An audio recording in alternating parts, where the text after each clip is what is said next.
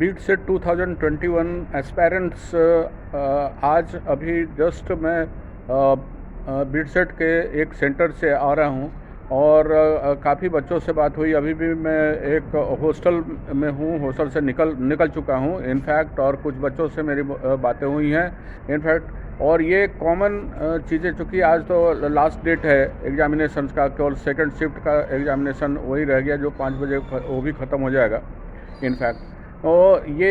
जो निकल करके आया निचोड़ आज के डेट में भी, हालांकि क्वेश्चंस तो मॉडरेट थे,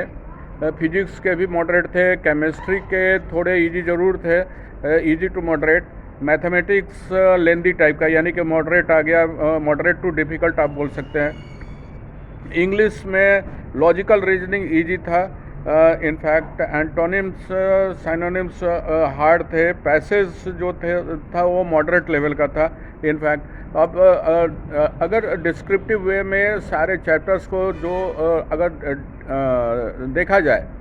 एनालिसिस किया जाए, तो ये कॉमन चीज़ें आ रही हैं सारे शिफ्ट में, चाहे वो 3 तारीख से लेकर के आज तक का अभी जितने भी एग्जामिनेशन हुए हैं उसमें जो कॉमन चैप्टर्स जिससे कि क्वेश्चन पूछे गए, आज भी जो पूछा गया वो मैकेनिक्स से simple harmonic motion, rotational motion, waves, formula based questions काफ़ी थे, वर्क एनर्जी पावर से भी थे क्वेश्चंस, और एक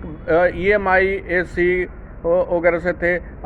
इनफैक्ट अगर देखा जाए फिजिक्स के सारे शिफ्ट का तो करंट इलेक्ट्रिसिटी वगैरह के कम्युनिकेशन सिस्टम्स वगैरह के क्वेश्चंस काफ़ी रहे मॉडर्न फिजिक्स से।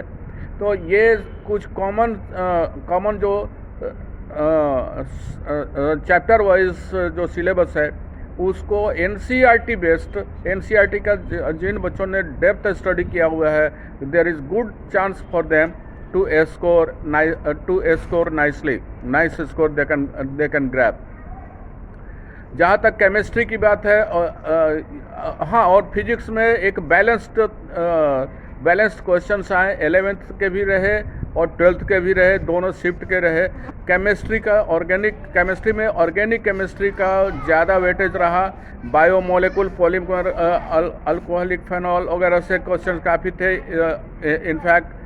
और इजी क्वेश्चंस थे, करने लायक थे। Inorganic chemistry and nitrogen family, oxygen family से क्वेश्चन था, नोबल गैसेस से क्वेश्चन थे, coordination compound, surface chemistry, metallurgy, physical chemistry में atomic structure, gaseous state, electrochemistry और केमिकल एंड आयोनिक इक्विलिब्रियम से भी क्वेश्चन थे। मैथमेटिक्स में देखा जाए, अब अगर सारे शिफ्ट का अगर ये डिस्क्राइब किया जाए तो अब ये पाया गया, ये मेरा निचोड़ रहा कि कोऑर्डिनेट ज्योमेट्री से काफ़ी क्वेश्चन आ रहे हैं। हालांकि इस आज के शिफ्ट में लेंदी क्वेश्चन थे कोऑर्डिनेट ज्योमेट्री के, और जो कॉमन जो कोऑर्डिनेट ज्योमेट्री में भी इनफैक्ट जो चैप्टर्स, जिन चीज़ों को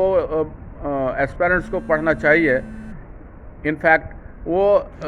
ये सर्कल हुआ, एलिप्स हुआ, पैराबोला हुआ, हाइपरबोला हुआ, ये क्वेश्चंस करना चाहिए। बाइनोमियल थ्योरम का क्वेश्चन करना चाहिए, क्वाड्रेटिक इक्वेशन का क्वेश्चन करना चाहिए, डिफरेंशियल इक्वेशन का क्वेश्चन करना चाहिए, एरिया ऑफ कर्व्स का क्वेश्चन करना चाहिए, परम्यूटेशन एंड कॉम्बिनेशन का क्वेश्चन करना चाहिए। ये